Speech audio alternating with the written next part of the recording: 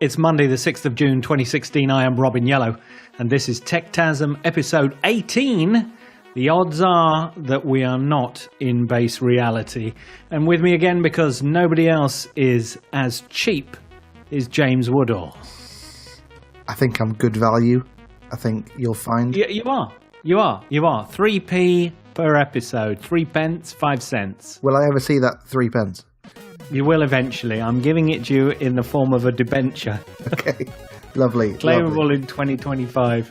Well, this week, James and I are going to be looking at the mad ravings of our friend Elon Musk.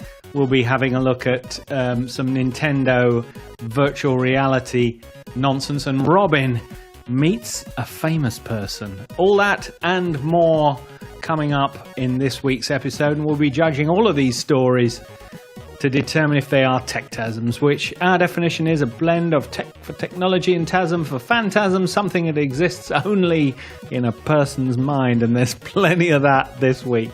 So without further ado, let's get on with the show.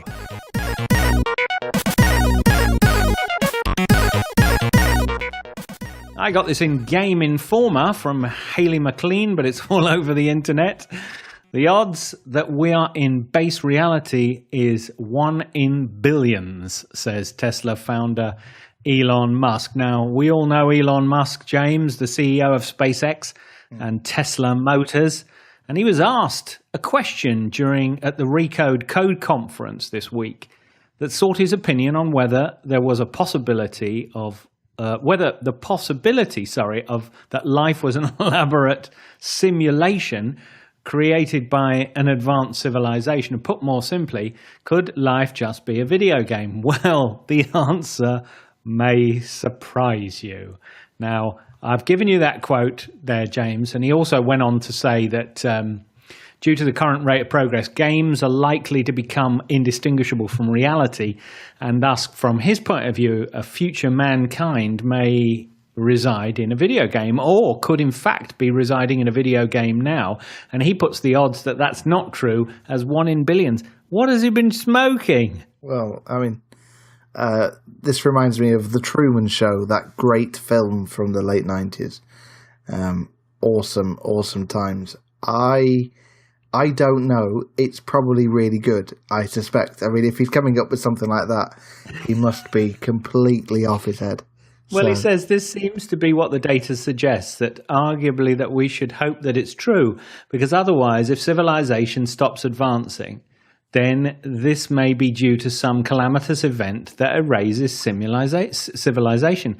I don't know what he's wittering on about. I think some thinkers or some people ending in ERS have had a conversation with him, and he's bought it hook, line, sinker, and copy of Angling Times, and clearly believes he can do this stuff with a straight face. I mean, is he bonkers? Yes. Okay, good. Well, I think we've called that one a massive techtasm. He basically believes that we're living in the Matrix film, doesn't he? Yeah, he does.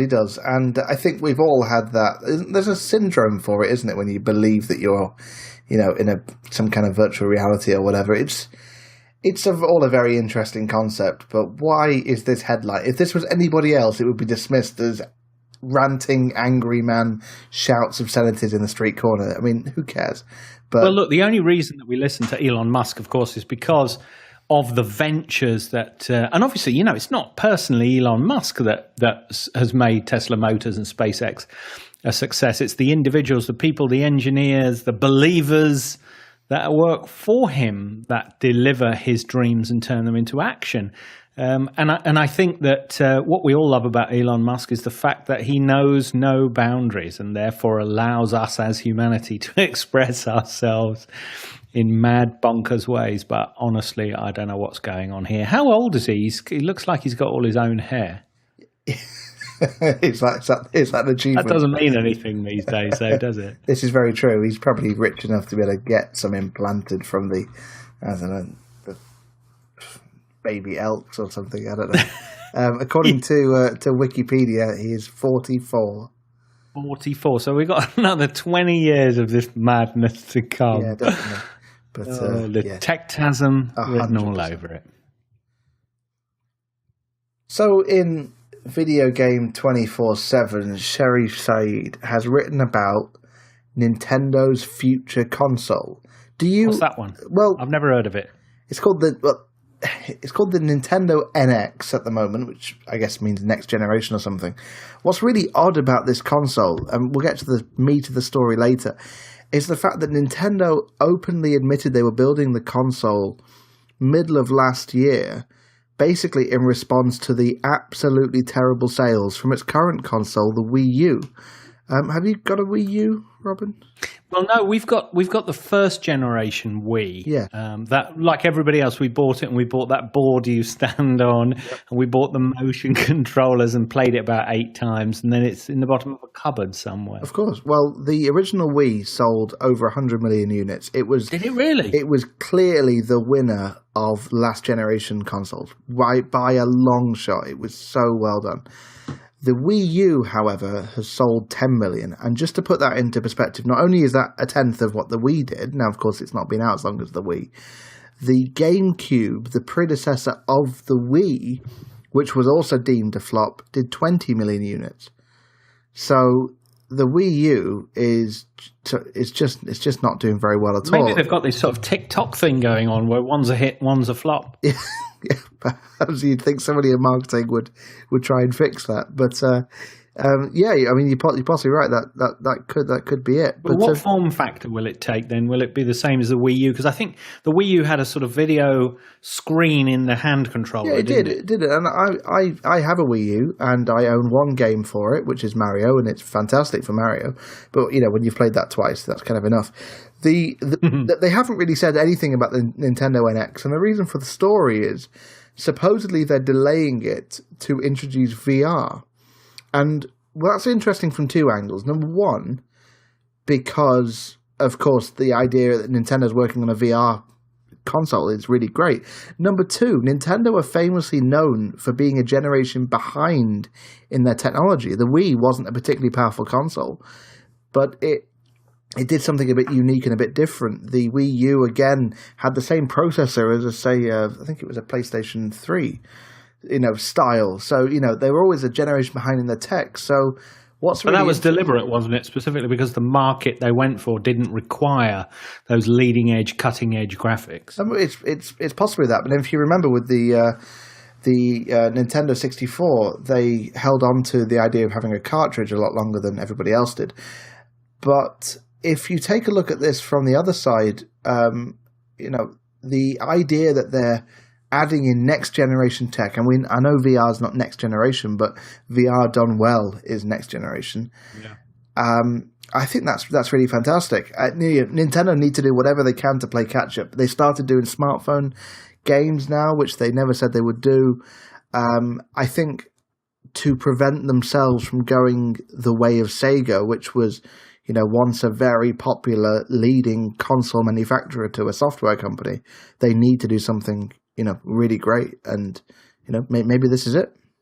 Well, putting VR into a sort of last-gen console isn't going to work. We've talked about this on the show before, but certainly there isn't enough horsepower in a PlayStation 4 to do VR, and the PlayStation 4's got the most amount of power of all of the consoles. So even the PlayStation 4 doesn't have enough power to do VR. What on earth do Nintendo think they're going to be able to shoehorn into a design, which has obviously experienced a delay here, that will give it VR capability by January next year? I mean, that seems mental. Oh, sorry, March 2017, wasn't it? Yeah, absolutely. It may be, but then think about the kind of games that make it big on Nintendo. Your Marios and the Zeldas. They don't exactly have cutting-edge graphics. They've got that's true. Cartoony style graphics, and perhaps that's what made the Wii and the Wii U respectively perform well for Isn't it funny how the big threat to Nintendo's market was from Android gaming? So you can play, all the sort of stuff that you can do on Nintendo, you can do on an Android. You can do it on an Android TV or an Android tablet quite happily, and that never really materialized, did it, as a gaming segment? No, I suppose it didn't. I think Nintendo's threat is they don't really have a home. Outside of Japan, the Western gamers, they want cutting-edge everything. I mean, the big blockbuster games on the PS4 and the Xbox One are all super high quality polished games. I'm not saying Nintendo's are not polished, but they're certainly not.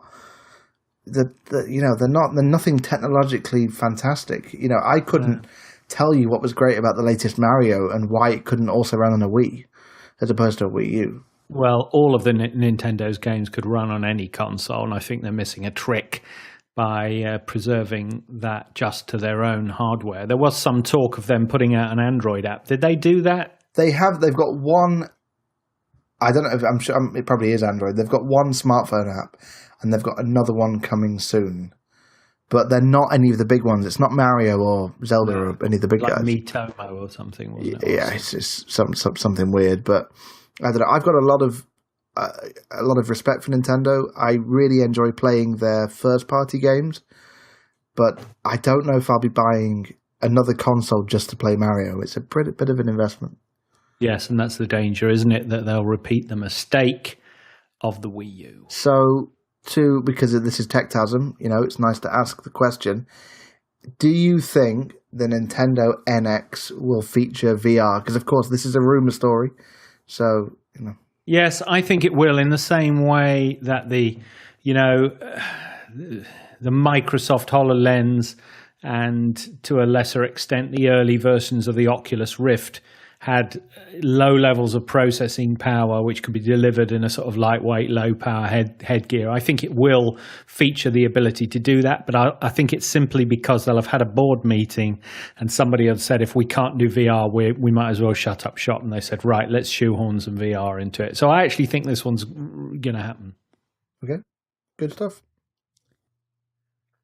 Computer World reported this week through Richie Jennings that Facebook is not listening to your phone's mic, except when it is.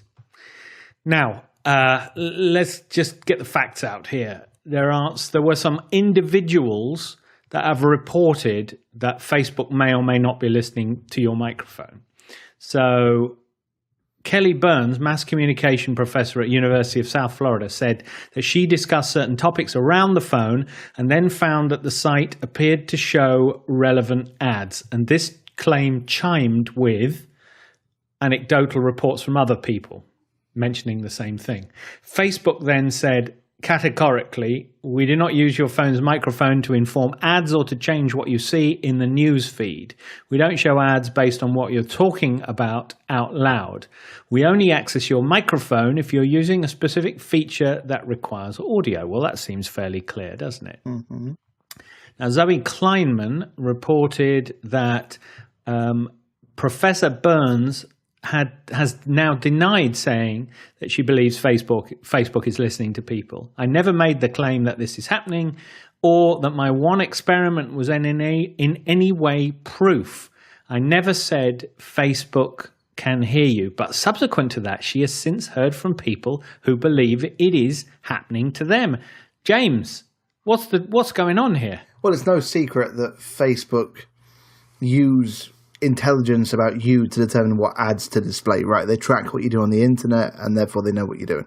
Yes, they've never denied being anything other than. Yes, of course. And at the end of the day, it's a free service, and free basically means instead of buying products, you are the product. So we shouldn't be surprised by any of this. The fact they're listening to you talk, that's a bit creepy. Yeah, if they are. And by the way, Facebook have denied this, so they aren't. It's just, I mean, this has never happened to me. I'm not a big Facebook mobile app user. Has it ever happened to you, James? Not that I'm aware of. I've absolutely noticed websites I've been to, shopping websites, might show me those products on Facebook as if they're kind of hinting, here's a purchase you didn't make and maybe you want to make it. That I've noticed a lot, but I certainly haven't noticed anything I speak. But then, I talk all the time. It's difficult to know what if it's relevant or not, to be honest. Well, exactly. I think if they've stated they're not doing it and they're found out to be doing it, then that's a different kettle of fish. But I think we should just take what they say on the face of it and assume these people are experiencing the force of nature known as a Techtasm. Mm-hmm. Well and truly. So, moving on, in can you guess what website? Is it Ars Technica? It is. It is Ars Technica. Peter Bright. I know we've spoken about Peter. He's a new one. No, he's not. He's not new. He's the Microsoft guy. Before. Okay. I'm familiar with Peter's work, being an Ars Technica aficionado as I am. Fanboy out. Peter is discussing how the HoloLens, or the Windows 10 holographic, is hopefully going to be the base of all VR experiences moving forward, according to Microsoft. Basically, Windows 10, and we all know Microsoft is trying its hardest to push Windows 10 into all different kind of form factors, be it desktop PC, mobile phone, tablet, Xbox, and so forth. With the HoloLens, which is their kind of virtual reality device, they're trying to make the operating system that runs on it kind of a ubiquitous experience across different VR devices. They claim they're working with companies like Intel, HTC, Dell, HP, and so forth to build VR systems. I can say I'm not really surprised. Maybe HoloLens is not a real product. It's just a reference design for other people. Well, what do you think? Well, can I pick one of those companies out? HTC. Now, HTC make the Vive, arguably the best VR system that's currently available. They have got their own OS. I don't know where this comes from. It certainly does not boot up saying Microsoft Holographic when you start one up, does it? Well, it wouldn't do today because, it doesn't exist. But I guess what Microsoft is saying is that maybe... Well, look, I mean, we can see what happened in the world of smartphones, right? There's two operating systems. There's iOS if you've got a phone made by Apple, and there's Android if you have a phone made by pretty much anybody else. I'm guessing, this is what Microsoft is targeting. HTC is not an operating system company. No, that's true. But let's face it, they'll invariably be using some kind of Linux variant for their operating system for the Vive, won't they? Because it's powered by Steam, which runs on Linux. But Steam OS, as I read, the Steam boxes have only sold 500,000 units, so how long before they die? Well, maybe. But then Linux is the biggest operating system in the world, isn't it? It might be. Because it runs on Android. All right, let's not get into that battle again. Look, this makes absolute sense for Microsoft to be doing this. And as you know, I've used the HoloLens system. Looks very good. Ultimately, a VR experience is just about, it's nothing more complicated than a gaming system with a point of view.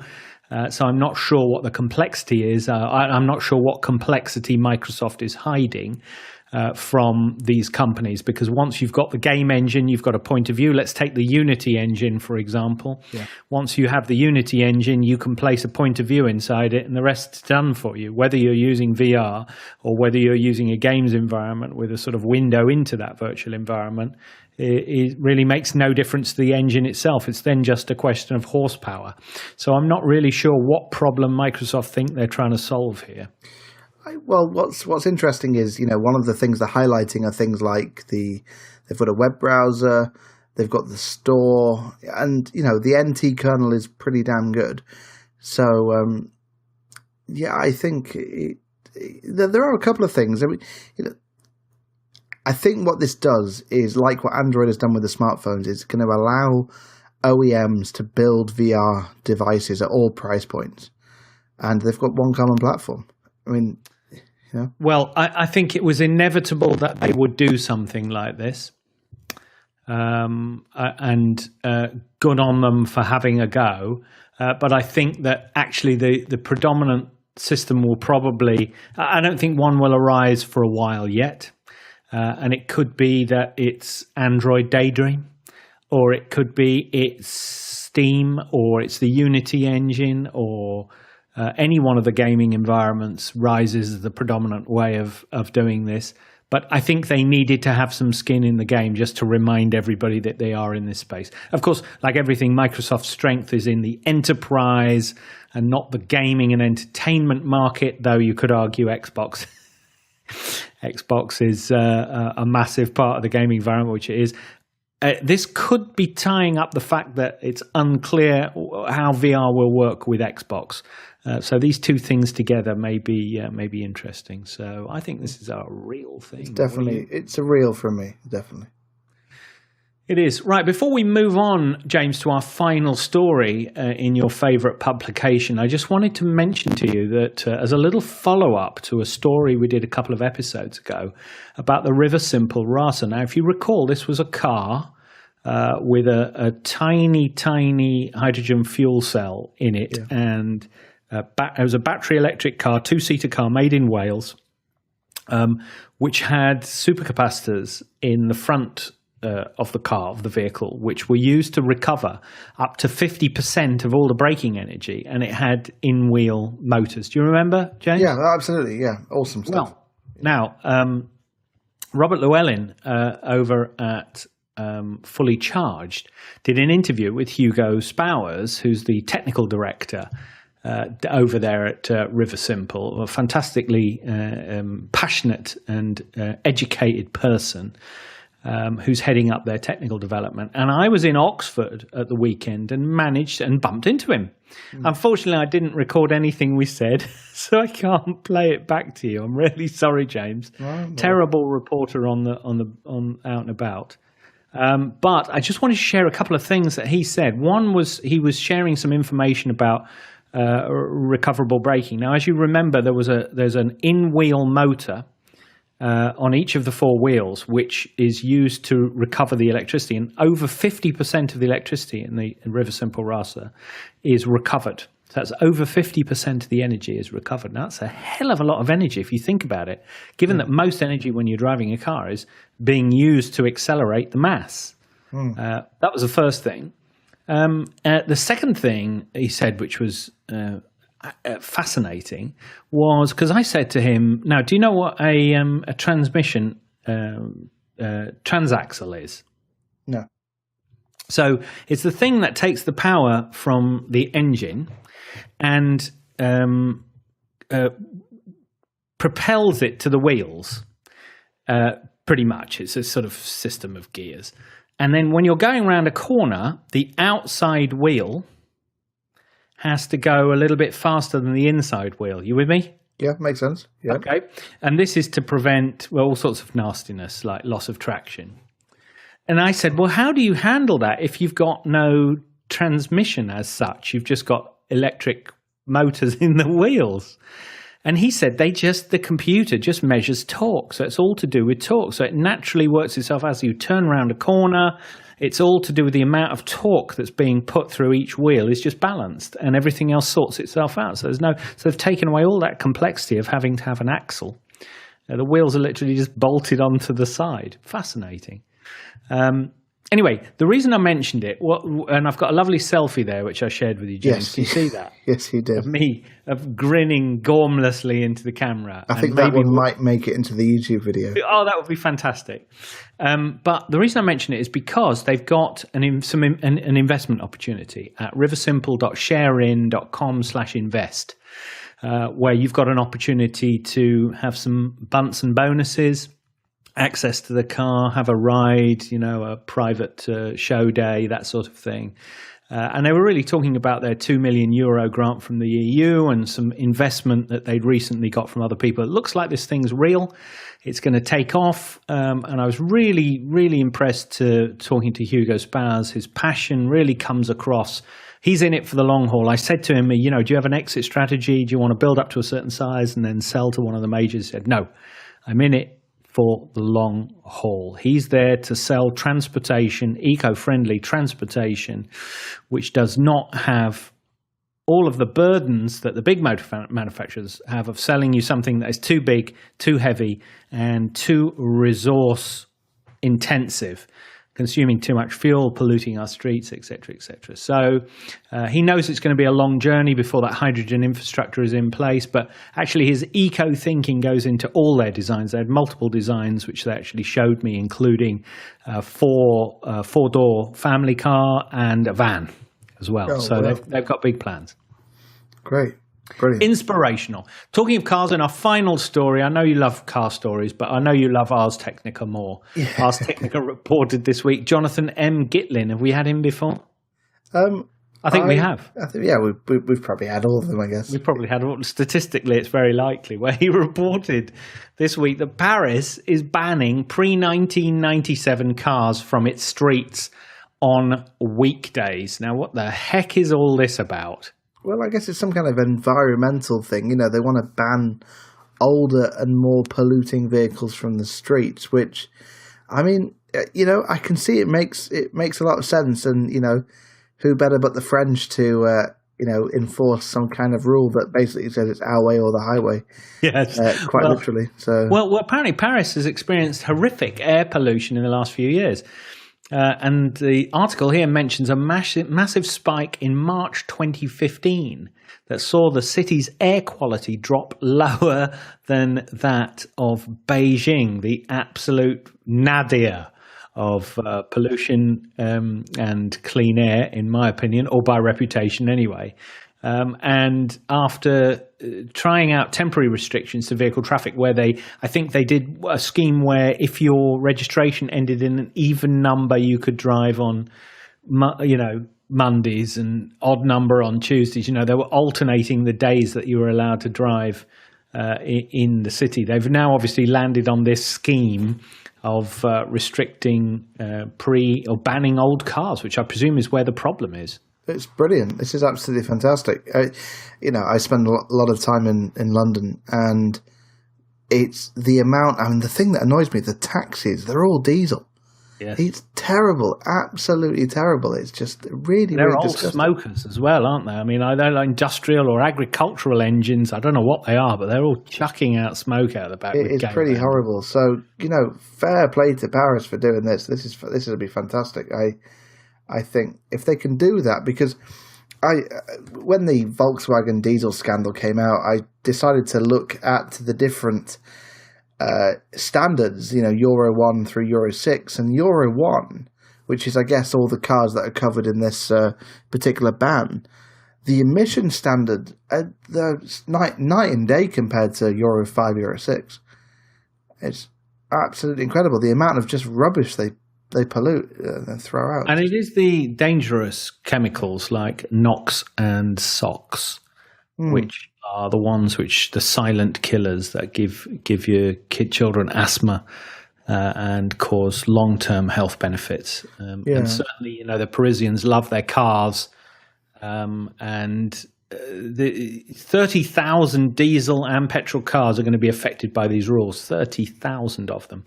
And if it makes these people upgrade to cleaner cars, well, that's great. Well, we have this debate every time a car story comes on. I love zero emissions, and so does everyone around where I live, because there's no smut coming out the back of my car. I know you just think I'm shifting the problem to somewhere else, but my car the last couple of days has been charged by the beautiful sunshine here in sunny Surrey here in the UK. 21 degrees, blue skies, free electricity. Would you say that my car is better for the environment than a Euro 1 diesel?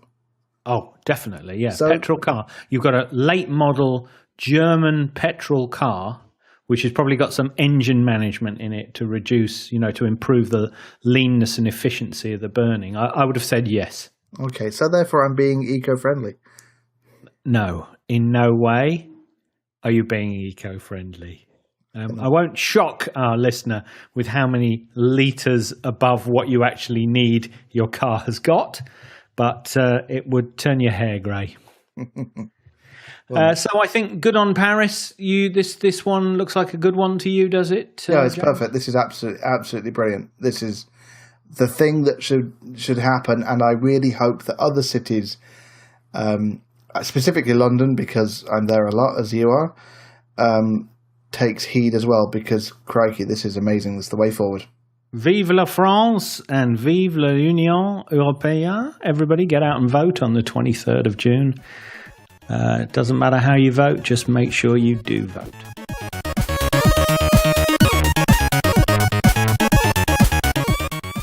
That's all we've got time for this week, and you can find us at facebook.com/Techtasm.